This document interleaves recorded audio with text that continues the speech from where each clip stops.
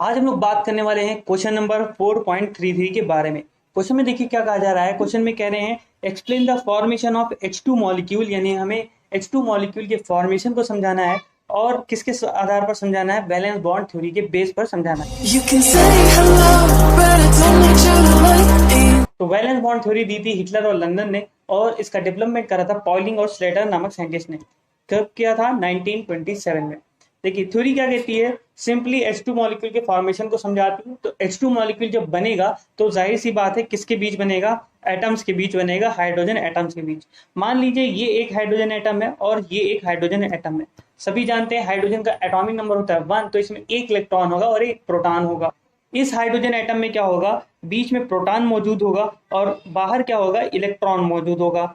यहाँ पर भी क्या होगा, बीच में प्रोटॉन मौजूद होगा, बाहर क्या मौजूद होगा, इलेक्ट्रॉन। हम लोगों को पता है कि प्रोटॉन पर कैसा चार्ज होता है, पॉजिटिव चार्ज होता है, और इलेक्ट्रॉन पर कैसा चार्ज होता है, निगेटिव चार्ज होता है। तो यहाँ पर रहेगा पॉजिटिव चार्ज और यहाँ पर रहेगा निगेटिव, यहाँ पर रहेगा निगेटिव, यहाँ पर रहेगा पॉजिटिव चार्ज। अब देखिए जब हम H2 मॉलिक्यूल का फॉर्मेशन करेंगे, H2 मॉलिक्यूल हमें बनाना है, तो इन दोनों एटम्स को क्या करना पड़ेगा, पास पास लाना पड़ेगा। तो जब हम इन एटम को पास पास लाएंगे तो दो चीजें हमको देखने को मिलेंगी।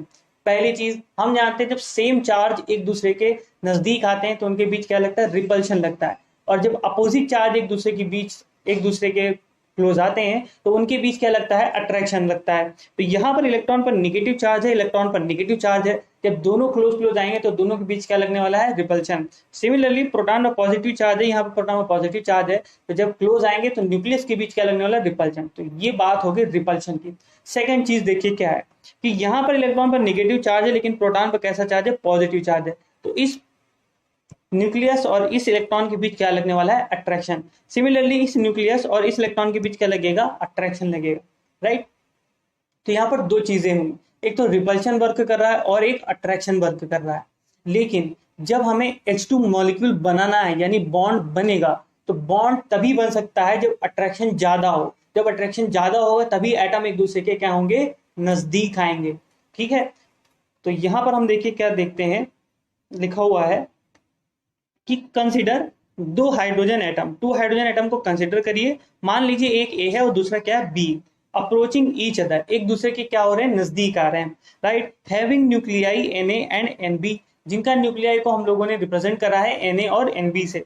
Electrons present in them are represented by Ea और Eb, और इनमें जो इलेक्ट्रॉन मौजूद है उसे Ea और Eb से रिप्रेजेंट करा है। When the two atoms are at large distance from each other, there is no interaction between them। जाहिर सी बात है जब H2 मॉलिक्यूल नहीं बना हुआ है, एक हाइड्रोजन एटम दूसरे हाइड्रोजन एटम से दूर दूर मौजूद है, कंसिडर करिए, तो उनके भी किसी भी तरीके का इंटरेक्शन नहीं लग रहा है। लेकिन when दोनों atom approach each other, new attractive repulsive force begin to operate. जैसे ही दोनों एक दूसरे के नजदीक आना शुरू होते हैं तो दो तरीके के इंटरेक्शन क्या होते हैं, जनरेट होते हैं। कौन कौन से हैं, पहला तो है अट्रैक्टिव फोर्स। अट्रैक्शन किसके बीच लगने वाला है, जाहिर सी बात, nucleus of one atom and its own electron, उसके खुद के इलेक्ट्रॉन के बीच लगने वाला है। जैसे Na न्यूक्लियस और उसके इलेक्ट्रॉन के बीच, Nb न्यूक्लियस उसके इलेक्ट्रॉन के बीच। Similarly nucleus of one atom, एक एटम का न्यूक्लियस और दूसरे एटम के इलेक्ट्रॉन के बीच। जैसे ये रहा एक एटम, एक न्यूक्लियस और दूसरे का इलेक्ट्रॉन के बीच, न्यूक्लियस बी के न्यूक्लियस और ए के इलेक्ट्रॉन के बीच। मतलब कहने का ये है कि ये रहा हमारा एटम, ये रहा इसका न्यूक्लियस, तो इस न्यूक्लियस का इस इलेक्ट्रॉन पर अट्रैक्शन होगा, इस न्यूक्लियस का अपने इलेक्ट्रॉन पर अट्रैक्शन होगा। सिमिलरली इस न्यूक्लियस का इस इलेक्ट्रॉन पर अट्रैक्शन फोर्स होगा, इस न्यूक्लियस का इस इलेक्ट्रॉन पर अट्रैक्शन फोर्स होगा। कब, जब दोनों एक दूसरे के और अप्रोच करने वाले हैं। सेकेंड चीज देखिए, similarly repulsive force arises. Repulsion कहां पे वर्क करेगा, देखिए रिपल्शन वर्क करेगा सेम चार्ज के बीच, यानी electrons of two atoms Ea और Eb, यानी दोनों जो इलेक्ट्रॉन है उनके बीच वर्क करेगा, और दोनों जो न्यूक्लियस है उनके बीच क्या लगेगा, रिपल्शन लगेगा। अब देखिए इसे हम लोगों ने दिखाया हुआ है, किससे, डायग्राम से दिखाया हुआ है। Attractive forces tend to bring atom close to each other, where repulsive forces tend to push. सही, सभी को पता है जो अट्रैक्शन फोर्स होंगे वो क्या करेंगे, पास पास लाएंगे, जबकि रिपल्सिव फोर्स क्या कहेंगे, चलो दूर भाग जाओ। ठीक है, तो यहाँ पर देखिए डायग्राम से रिप्रेजेंट करा हुआ है फोर्सेस ऑफ अट्रैक्शन और रिपल्शन। यहाँ पर अट्रैक्शन दिख रहा है, ये एक नया अट्रैक्शन देखिए जनरेट हो रहा है Ea और Hb के बीच, और यहाँ पर देखिए Ea और Eb के बीच क्या हो रहा है, एक नया अट्रैक्शन फोर्स जनरेट हो रहा है। ये लिखा हुआ है ओल्ड फोर्स, ये लिखा है न्यू फोर्स। पहले तो Ea और Ha मतलब उसी एटम का न्यूक्लियस और उसी इलेक्ट्रॉन के बीच तो अट्रैक्शन था, लेकिन अब क्या हो गया है, उसी इलेक्ट्रॉन के एटम के इसके इलेक्ट्रॉन के और दूसरे के न्यूक्लियस के बीच अट्रैक्शन फोर्स जनरेट हो गया। उसे हम लोगों ने डायग्राम से रिप्रेजेंट करा है। एक्सपेरिमेंटली पता चलता है कि जो दोनों अट्रैक्शन लग रहे हैं, जो दोनों इंट्रैक्शन हो रहा है रिपल्शन और अट्रैक्शन का, वो हमें पता चला कि अट्रैक्शन फोर्स जो होता है मोर डोमिनेंट होता है then repulsive force. Repulsive force से ज्यादा क्या होता है, डोमिनेंट होता है, ज्यादा मैग्नीट्यूड में होता है, जिसकी वजह से क्या होता है, दोनों एटम एक दूसरे के करीब आ पाते हैं। अब एक चीज समझिए, देखिए, जब दोनों एटम एक दूसरे के नजदीक आ रहे हैं, राइट, एक होती पोटेंशियल एनर्जी। जब एटम एक दूसरे के नजदीक आ रहे हैं तो क्या लग रहा है, अट्रैक्शन फोर्स लग रहा है, राइट। सिस्टम हमारा स्टेबल तब होता है जब एनर्जी कम हो। जैसे एग्जाम्पल के तौर पर देखिए, जैसे कोई अगर एक मान लीजिए बच्चा होता है, ठीक है, छोटा बच्चा है, तो वो छोटे बच्चे के ना एनर्जी देखा होगा बहुत ज्यादा होगा, इधर जा रहा हो थोड़े फेंके दे रहा है चीजें, उधर जा रहा है थोड़े फेंके दे रहा है। जनरली छोटा बच्चा है, वो उसे समझ नहीं है, तो ये ऐसे इस तरीके के काम करता है, उसके अंदर बहुत ज्यादा एनर्जी होती है, राइट। तो वो क्या होता है, इधर उधर क्या करता रहता है, मूव करता रहता है, ज्यादा मूव करता है। अगर आप पानी को रख दें, गैस के ऊपर रख दें और क्या करें, उसे बॉईल करना शुरू करें, तो वाटर मॉलिक्यूल्स क्या होंगे, बहुत तेजी से उनके अंदर काइनेटिक आ जाएगी और इधर उधर क्या करने लगे, मूव करेंगे, राइट, जो कि आप देख भी सकते हैं। यानी एनर्जी जितनी ज्यादा होती है सिस्टम इधर उधर उतना ज्यादा भागेगा, एनर्जी जितनी कम होगी सिस्टम उतना ज्यादा क्या हो जाएगा, स्टेबल हो जाएगा, राइट।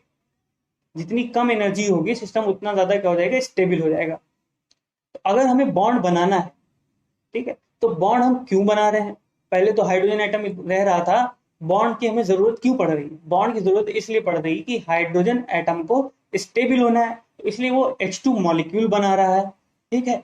और जब स्टेबल होना है तो एनर्जी उसकी क्या होनी चाहिए, घटनी चाहिए। यानी सिस्टम ज्यादा स्टेबल हो जाएगा तो एनर्जी क्या हो जाएगी, घट जाएगी। तो बॉन्ड बनने वाला है तो एनर्जी क्या होगी, घटेगी। पोटेंशियल एनर्जी क्या होगी, घटने वाली है। तो वहीं भी लिखा हुआ है यहाँ पर कि जब एक दूसरे की ओर अप्रोच करेंगे तो पोटेंशियल एनर्जी क्या होने लगेगी, डिक्रीज होने लगेगी, ठीक है। लेकिन और अल्टीमेटली एक ऐसी क्या हो जाएगी, पोजीशन रीच हो जाएगी जहां पर अट्रैक्शन बैलेंस हो जाएगा रिपल्शन के, और सिस्टम अक्रॉस मिनिमम एनर्जी, और सिस्टम की एनर्जी क्या हो जाएगी, मिनिमम। इसको डायग्राम से देखिए आप, देखिए ये डायग्राम बनाया हुआ पोटेंशियल एनर्जी कर्व है। ये एटम मान लीजिए यहां से शुरू हुआ एक दूसरे के नजदीक आना, तो एनर्जी देखिए घटना शुरू हुई, घटना शुरू हुई, घटना शुरू हुई, घटना शुरू हुई, और ये पहुंच गई मिनिमम एनर्जी। ये मिनिमम एनर्जी, इतना ज्यादा मॉलिक्यूल क्या हो गया, स्टेबल हो गया। अगर हम इतना ज्यादा एनर्जी दे देंगे तो बॉन्ड टूट जाएगा, और इसलिए इसको क्या कह रहे हैं, बॉन्ड एनर्जी कह रहे हैं। अब देखिए, अब हैं तो उसके अंदर इलेक्ट्रॉन इलेक्ट्रॉन ही अपना रंग दिखाएंगे, तो इलेक्ट्रॉन पर भी माइनस, दूसरे इलेक्ट्रॉन पर भी माइनस, इतने ज्यादा नजदीक जब आ जाएंगे, और न्यूक्लियस पर भी प्लस, दूसरे न्यूक्लियस पर भी प्लस, जब इतने ज्यादा नजदीक आ जाएंगे तो उनके बीच लास्ट में एट लास्ट रिपल्शन फोर्स जो होगा फिर से डोमिनेट हो जाएगा, फिर से रिपल्शन लगने लगेगा। और जब फिर से रिपल्शन लगने लगेगा तो क्या हो जाएगा, वो चाहेंगे एक दूसरे से दूर चले जाएं, ठीक है। और क्या हो जाएगा, बॉन्ड चाहेगा कि हम टूट जाए, क्योंकि ज्यादा, बहुत ज्यादा क्लोज आ गए, बहुत ज्यादा क्लोज आ गए, इतने ज्यादा क्लोज आ गए, उससे ज्यादा क्लोज नहीं आ सकते। तो जब इतने ज्यादा क्लोज आ गए हैं और फिर भी क्या हो जाएंगे, अगर हम क्लोज ले जाएंगे तो वहां पर एनर्जी एट लास्ट क्या हो जाएगी, बढ़ जाएगी। तो देखिए रिपल्शन यहाँ पर डोमिनेंट हो गया और एनर्जी क्या होगी, फिर से बढ़ने लगी, ठीक है। तो इसको देखिए लिखा हुआ कैसे है कि ये देखिए, at this stage two hydrogen atom are said to be bonded together to form stable molecule. और यहाँ पर उन्होंने बॉन्ड बना लिया हुआ है, और बॉन्ड लेंथ कितनी है, 74 पिकोमीटर है। चाहे तो आप इसे याद करें, चाहे तो ना याद करें, कोई दिक्कत वाली बात नहीं है। Change the energy get release when the bond is form, जब बॉन्ड बनता है तो एनर्जी निकलती है, इसीलिए the hydrogen molecule is more stable than the isolated hydrogen atom. इसलिए हाइड्रोजन मॉलिक्यूल ज्यादा स्टेबल होता है देन हाइड्रोजन एटम से। Energy so release is called bond enthalpy, corresponding to इतनी एनर्जी होती है, energy required to dissociate one molecule, इतनी energy होती है। क्योंकि जो मॉलिक्यूल है वो इतना ज्यादा स्टेबल हो गया, तो इतनी ज्यादा जब एनर्जी दे देंगे मॉलिक्यूल टूट जाएगा और हाइड्रोजन एटम फिर से बन जाएंगे। तो ये था, हमने समझाया हाइड्रोजन मॉलिक्यूल के फॉर्मेशन को, किसके बेस पर, वैलेंस बॉन्ड थ्योरी के बेस पर। होपफुली आपको ये सॉल्यूशन समझ में आया हो। समझ में आया है तो वीडियो को लाइक कर दीजिए और चैनल को सब्सक्राइब कर दीजिए। Thank you.